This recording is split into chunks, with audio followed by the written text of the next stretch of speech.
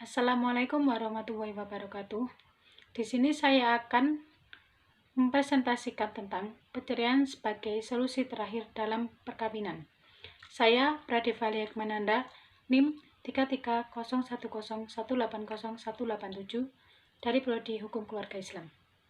Pengertian perceraian. Perceraian adalah suatu proses langkah hukum yang dapat menjadikan perpisahannya sepasang suami istri, baik dari segi internal maupun eksternal.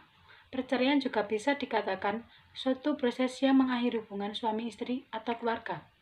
Perceraian juga disebut sebagai putusan hukum yang dinyatakan oleh pengadilan yang berakibat hukum putusnya hubungan perkawinan antara suami istri. Dengan begitu, seluruh hal yang sebelumnya terdapat pada satu keluarga maka akan dibagi dua atau sesuai kesepakatan awal. Dalam fikih Islam, perceraian atau talak berarti bercerai lawan dari berkumpul, dan dalam fikih yang berarti perceraian antara suami istri. Perceraian disebut cerai talak, dan atas keputusan pengadilan disebut cerai gugat.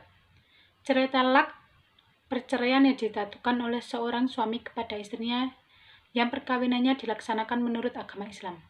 Terdapat pada pasal 14 PP nomor 9 tahun 1975.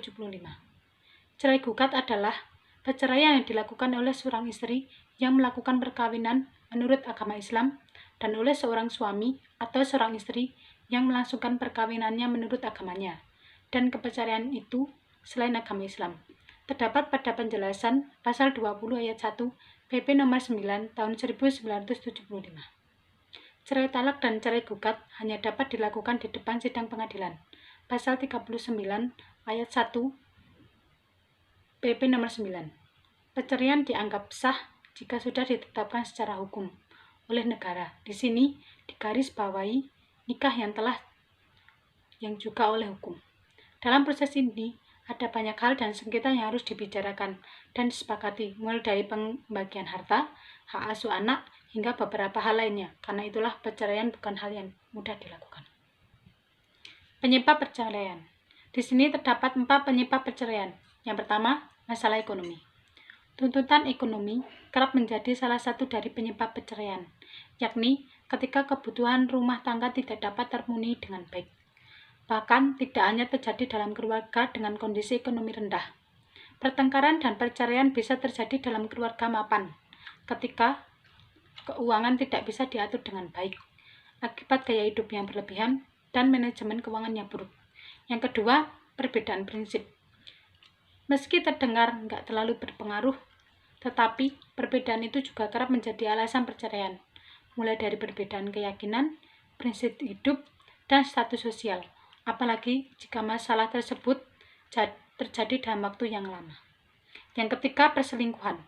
Perselingkuhan dapat terjadi akibat kurangnya kasih sayang, kurang peduli, masalah komunikasi, masalah kesehatan, hingga masalah pernikahan yang masih terpendam. Salah satu yang mengancam keharmonisan keluarga adalah perselingkuhan yang ditandai dengan hadirnya orang ketiga, baik dari pria maupun wanita dalam keluarga. Yang keempat, kekerasan dalam rumah tangga, atau yang disebut dengan KDRT.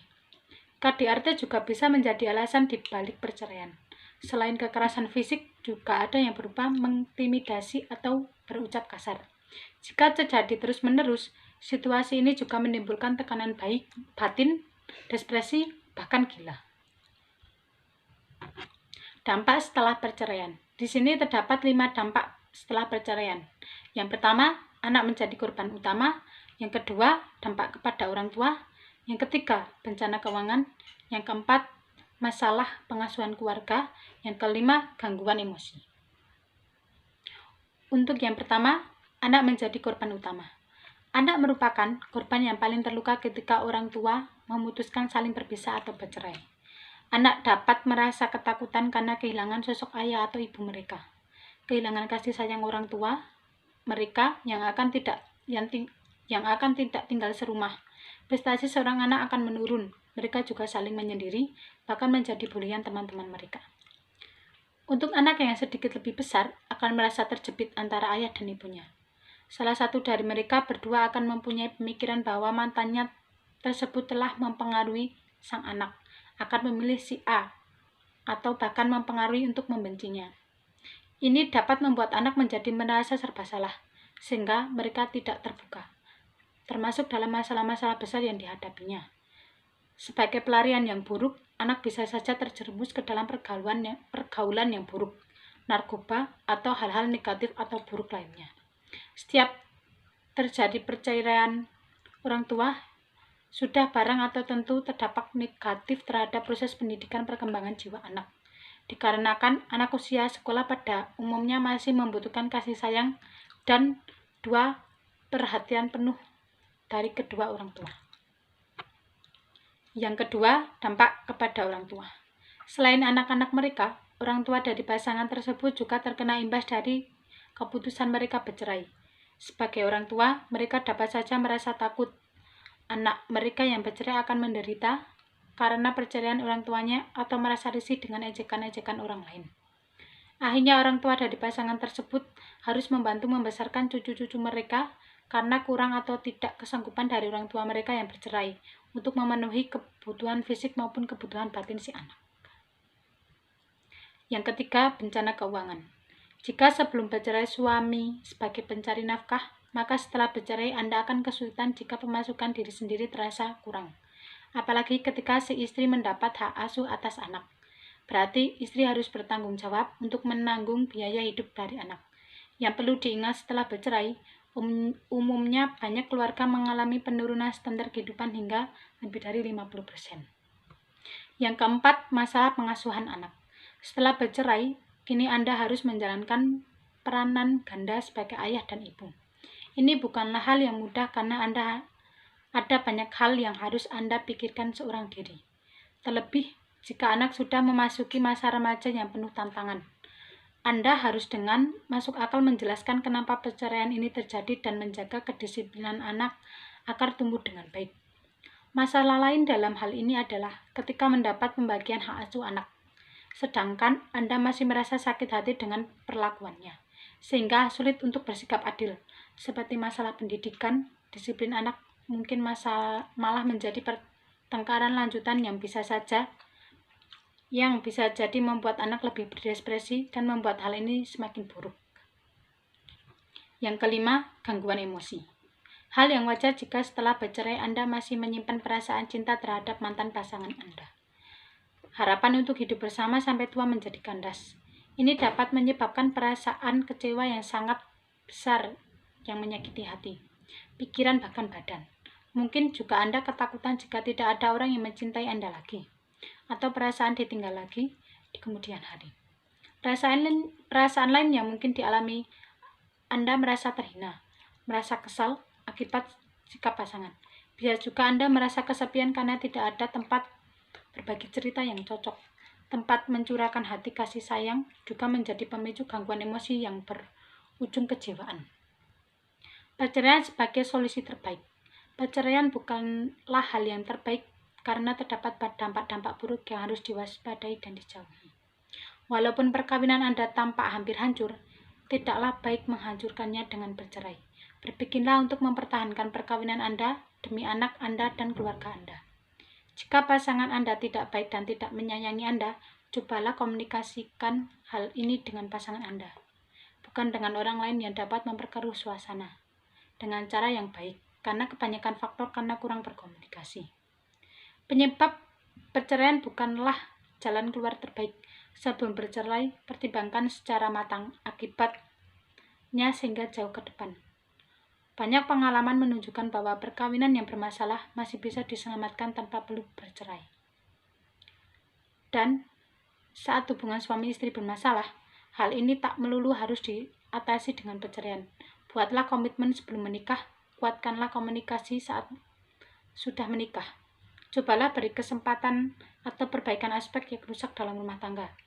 Jika sudah tidak diperbaiki, barulah perceraian Anda bisa dilayangkan. Salah satu contohnya adalah pernikahan dini. Pernikahan dini dinilai jadi salah satu penyebab utama terus meningkatnya angka perceraian di Indonesia. Sejauh ini, praktek tersebut masih marak terjadi di sentro tanah air. Pernikahan yang dilakukan sebelum usia 21 tahun memang rentan perceraian, karena mental remaja belum sepenuhnya siap untuk menikah. Sebab di usia tersebut proses pembelajaran remaja menjadi individu dewasa belum tuntas.